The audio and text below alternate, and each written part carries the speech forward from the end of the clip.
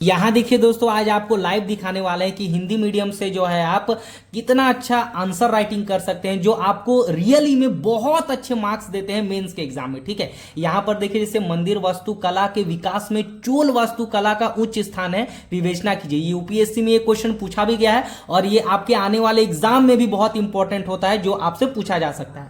तो पहले जो आपको आंसर राइटिंग करना है तो आपको ध्यान में रखना है, पहले कुछ हाईलाइटेड वर्ड को आपको लिखना है। जैसे कि चोल शासकों ने इस मंदिर का निर्माण किया, ये द्रविड़ शैली से जो है मतलब द्रविड़ शैली प्रकार का ये मंदिर था।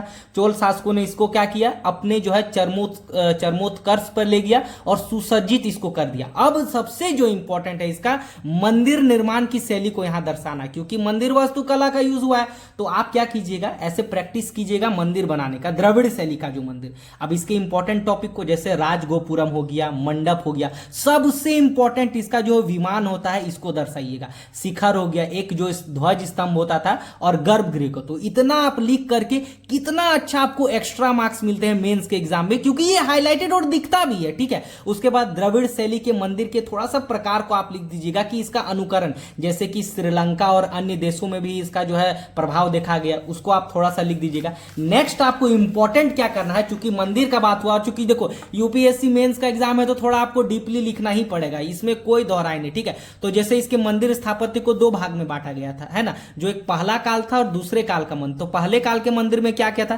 जैसे सुंदेश्वर हो गया, है ना, आपका विजयालय मंदिर हो गया, उसके बाद आपका मलाई मंदिर हो गया, और उसके स्थान को भी धीरे धीरे आप लिख दीजिएगा। ठीक है, तो और देखो जो एक इंपॉर्टेंट, जो सबसे इंपॉर्टेंट इसका जो है तंजावुर का बृहदेश्वर मंदिर हुआ, जो इसके दूसरे काल में जो है इसका डेवलपमेंट हुआ। तो इस तरह से आंसर राइटिंग कीजिएगा तो पता भी चलेगा कि हाँ, आप इसके विभाजन को भी, मंदिर के विभाजन को भी अच्छे से दर्शा सकते हैं। उसके बाद इंपॉर्टेंट जो है मंदिर निर्माण जो है किससे हुआ, जैसे पत्थरों, जैसे ईंटा के स्थान पर जो है पत्थर प्रशस्त का जो है प्रयोग किया गया। अब पत्थर प्रशस्त क्या होता है, जैसे कि मान के चलो पत्थर का जो बड़ा जो है मतलब कि स्क्वायर का भाग होता है। ठीक है, उसके बाद मंदिर का महत्व जो है आप बता दीजिएगा। इंपॉर्टेंट मैंने बताया था ना विमान, ये विमान बहुत इंपॉर्टेंट होता है, जिसको मैंने यहां पे दर्शाया भी था। यहां पर देखिए, ये विमान को आप जरूर दर्शाइएगा और इसको आप डिफाइन भी कीजिएगा कि ये बहुत इंपॉर्टेंट होता था और ये गोपुरम की ओर जो है बढ़ा होता था। ठीक है, गोपुरम आप समझ सकते हैं, इसको जो है बोला जाता था।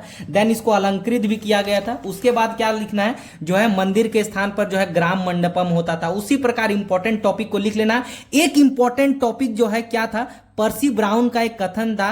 पर्सी ब्राउन जो कि एक इतिहासकार थे, उनका कथन क्या था कि बृहदेश्वर मंदिर का विभाजन जो है भारतीय स्थापत्य कला का निष्कर्ष है। तो कितना अच्छा, इससे आपको मार्क्स भी मिल जाएगा। उसके बाद उल्लेखनीय है कि इस विमान का मध्य जो है 13 तलों में हुआ। उसके बाद इंपॉर्टेंट टॉपिक को, स्ट्रक्चर को थोड़ा लिख दीजिएगा।